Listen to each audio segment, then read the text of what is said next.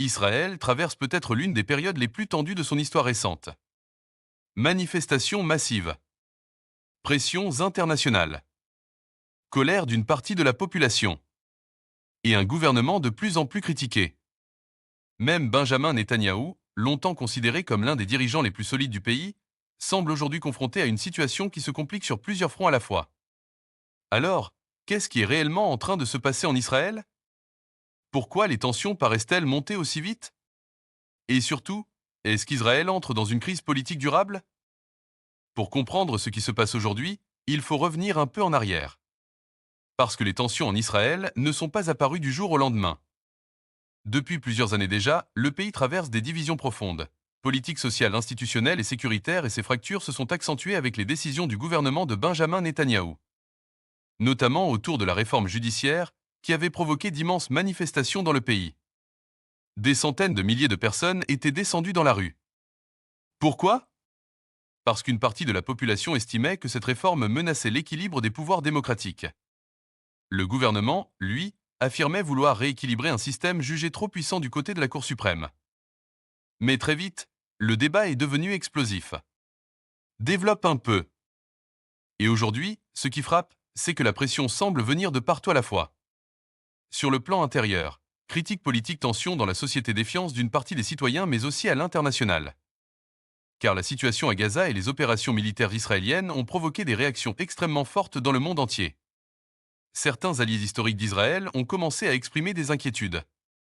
Des organisations internationales parlent d'une crise humanitaire majeure. Et tout cela crée une pression diplomatique énorme sur le gouvernement israélien. Benjamin Netanyahou est une figure politique majeure en Israël depuis des décennies. Pour ses soutiens, il représente l'expérience, la fermeté, la sécurité, mais pour ses opposants, il est devenu le symbole d'un pouvoir qui polarise profondément le pays. Et depuis les attaques du 7 octobre et leurs conséquences, les critiques se sont intensifiées. Certains lui reprochent des erreurs stratégiques, une mauvaise anticipation ou encore une gestion contestée de la crise. D'autres estiment au contraire qu'il agit dans un contexte impossible et extrêmement dangereux. Et c'est là qu'on voit à quel point le pays est divisé. Ce qui inquiète aujourd'hui beaucoup d'observateurs, c'est aussi l'état de fatigue de la société israélienne. Parce qu'entre les tensions sécuritaires, les divisions politiques, la pression médiatique, les manifestations, la guerre et l'incertitude permanente, une partie de la population semble épuisée. Et historiquement, dans beaucoup de pays, c'est souvent cette accumulation de tensions qui finit par provoquer des basculements politiques majeurs. Autre élément important, l'image d'Israël à l'international semble évoluer. Et ça, c'est stratégique. Parce que pendant longtemps, le pays bénéficiait d'un soutien très fort dans une partie du monde occidental. Mais aujourd'hui, les débats deviennent beaucoup plus tendus. Dans plusieurs pays, des manifestations ont lieu, des universités se mobilisent, des responsables politiques demandent davantage de pression diplomatique et cela peut avoir des conséquences économiques, diplomatiques et géopolitiques.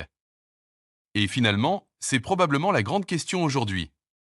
Est-ce qu'Israël traverse simplement une période extrêmement tendue ou est-ce qu'on assiste à un véritable tournant historique pour le pays? Pour l'instant, personne ne peut répondre avec certitude. Parce que dans ce genre de crise, tout peut évoluer très vite. Une décision politique, une escalade militaire, une pression internationale plus forte, ou au contraire, un accord inattendu. Mais malgré cette incertitude, il y a déjà une chose qui apparaît clairement. Les tensions actuelles révèlent des fractures profondes à l'intérieur de la société israélienne. Et ces fractures ne concernent pas uniquement la guerre. Elles touchent la vision de la démocratie, le rôle des institutions, la sécurité, l'identité du pays et même la direction qu'Israël doit prendre dans les prochaines années. Aujourd'hui, beaucoup d'Israéliens ont le sentiment que leur pays traverse une période de bascule. Et ce sentiment est renforcé par l'accumulation des crises.